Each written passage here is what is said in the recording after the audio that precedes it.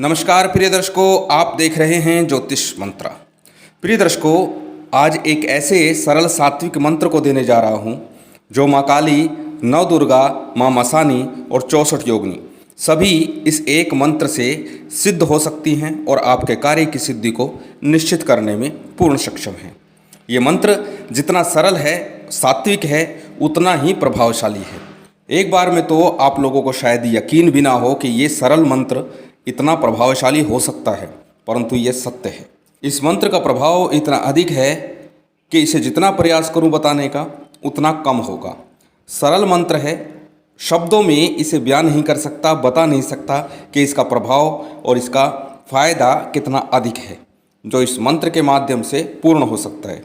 इस मंत्र का दूसरा लाभ ये है कि इसे बिना गुरु की दीक्षा लिए किया जा सकता है। दीक्षा का यहाँ बहुत अधिक अर्थ नहीं बनता। बिना दीक्षा के ये मंत्र कार्य करता है। कार्य व्यापार हो, नौकरी हो, प्रमोशन हो, विवाह कार्य में हो या उसमें विवाह में विलंब हो रहा हो, विवाह के बाद परेशानी हो, घर में अशांति का माहौल हो, सभी प्रकार के कार्यों में हर प्रकार से ये मंत्र कार्य करता है। यहाँ तक कि किया कराया और अभिचार कर्म में भी इस मंत्र का पूर्ण प्रभाव देखा गया है। यदि आपको लगता है कि आपके घर में किसी प्रकार की नेगेटिविटी है, नकारात्मक शक्तियों का वास है, तो भी ये मंत्र पूर्ण सक्षम है हर प्रकार की अला बला से दूर करने के लिए। साथ ही साथ यदि आपको समाज में, परिवार में सम्मान नहीं मिल पा रहा, आपकी बातों को तूल नहीं दिया जा रहा, आपकी बातों को समझा नहीं जा रहा, तब भी ये मंत्र अपना पूर्ण प्रभाव दिखाता है। जान लेते हैं इस मंत्र को किस प्रकार से करना है, क्या है इसका विधि विधान। इस मंत्र के लिए बहुत अधिक विधि विधान की आवश्यकता बिल्कुल भी नहीं। इसे प्रातःकाल करें, संध्या काल करें या रात्रि काल करें, समय आपको निश्चित करना है। आप अपनी सुविधा के अनुसार, अपने कार्य के अनुसार इस मंत्र का जप कर सकते हैं। पहले भी कई बार बता चुका हूँ, जब प्रातःकाल आपको जप करना है तो पूर्व मुख होकर करना है। यदि संध्या काल जप करते हैं तो उत्तर मुख होकर करें या फिर पश्चिम मुख होकर करें। संध्या काल या रात्रि काल में उत्तर या पश्चिम मुख होकर करना चाहिए। श्रेष्ठ होता है ग्रस्त व्यक्ति के लिए कि वो संध्या काल में उत्तर मुख होकर के जप करे। खास तौर से जब कोई देवी मंत्र की बात हो, उस परिस्थिति में उत्तर मुख होकर जप करना सर्वसिद्धिदायक कहा जाता है। इस मंत्र के लिए किसी बड़े विधि विधान की आवश्यकता नहीं, ना किसी विशेष सामग्री की आवश्यकता है। हाँ, एक चीज़ आपको अवश्य चाहिए, वो है प्राण प्रतिष्ठा युक्त चैतन्य सिद्ध माला, और वो आपको अवश्य लेनी है। रुद्राक्ष की माला हो, लाल चंदन की माला हो, दोनों ही चल सकती है। स्फटिक की माला है वो भी चल सकती है, परंतु हो प्राण प्रतिष्ठा युक्त चैतन्य माला। अब प्राण प्रतिष्ठा विधि मैं पूर्व में दे चुका हूँ। सरल सात्विक विधि है, साबर मंत्रों द्वारा, वैदिक मंत्रों द्वारा। जो आपको उचित लगे, जो आपको सरल लगे, उस विधि से कर लीजिए। यकीन मानना, निश्चित तौर पर आपकी माला प्राण प्रतिष्ठित हो जाएगी और आपको पूर्ण लाभ प्रदान करेगी। साथ ही इस साधना में इस मंत्र का जब जप करें तो दीपक लगाएं या ना लगाएं, आपकी इच्छा। परंतु हमेशा कहता हूं कि जल का पात्र और दीपक कर्म साक्षी के रूप में रखना चाहिए, कि पंच तत्व हमारे कर्म के साक्षी होते हैं। अग्नि, पृथ्वी, जल, वायु, आकाश। तो अग्नि तत्व के रूप में आपको दीपक रखना चाहिए और जल तत्व के रूप में आपको कलश का स्थापना करनी चाहिए। कलश अपने पास रखना चाहिए या कोई जल का पात्र अपने पास रखना चाहिए। इसके अलावा पृथ्वी, वायु और आकाश आपके साथ स्वयं ही मौजूद होते हैं। दुर्गा सप्तशती का ये मंत्र अत्यंत प्रभावशाली है। अर्गला स्तोत्र का पहला मंत्र है ये। जैसे ही आप विनियोग करते हैं और बोलते हैं नमः चंडिकाय, उसके पश्चात पुनः ये मंत्र आता है। बड़ा ही सिद्ध चमत्कारिक मंत्र है। देखने में जितना सरल है उतना ही इसका प्रभाव अधिक है। मंत्र एक बार बोल करके बता देता हूँ, फिर बताता हूँ इस मंत्र के प्रयोग की विधि। मंत्र इस प्रकार है। जयंती मंगला काली भद्रकाली कपालिनी दुर्गा क्षमा शिवा धात्री स्वाहा सौधा नमोस्तुते।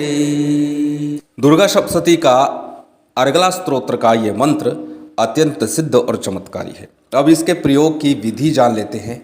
यदि आप बिना किसी कामना के भी इस प्रयोग को करते हैं, इस मंत्र का जप करते हैं, तो भी आपको अनेक लाभ स्वतः ही मिलने लगते हैं। दूसरा, पूर्व में भी मैं अनेकों बार बता चुका हूँ कि दुर्गा सप्तशती का प्रत्येक श्लोक एक मंत्र है और दुर्गा स्तुति का तात्पर्य होता है प्रार्थना।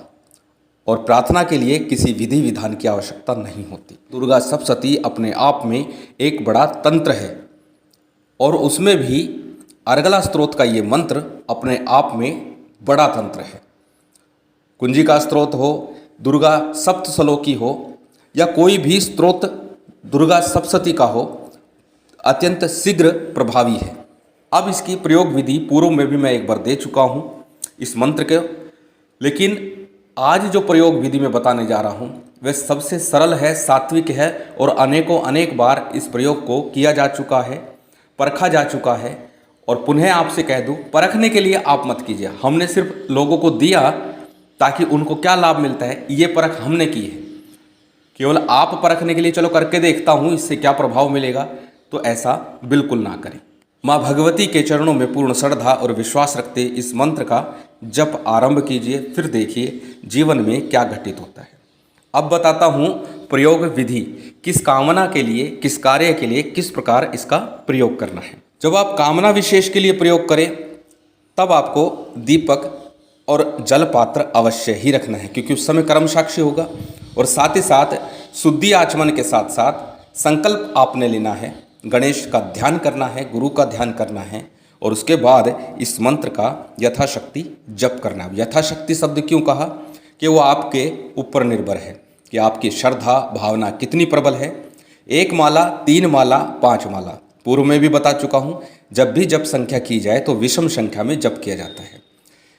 इस मंत्र का जप करें उससे पूर्व 11-21 बार गणेश मंत्र या गुरु मंत्र का जप अवश्य ही करना है। और फिर इसके बाद 1 माला का कम से कम आप जप कीजिए। जब आप 1 माला का जप कर लें उसके बाद किस कामना हेतु क्या प्रयोग करना है वो जान लेते हैं।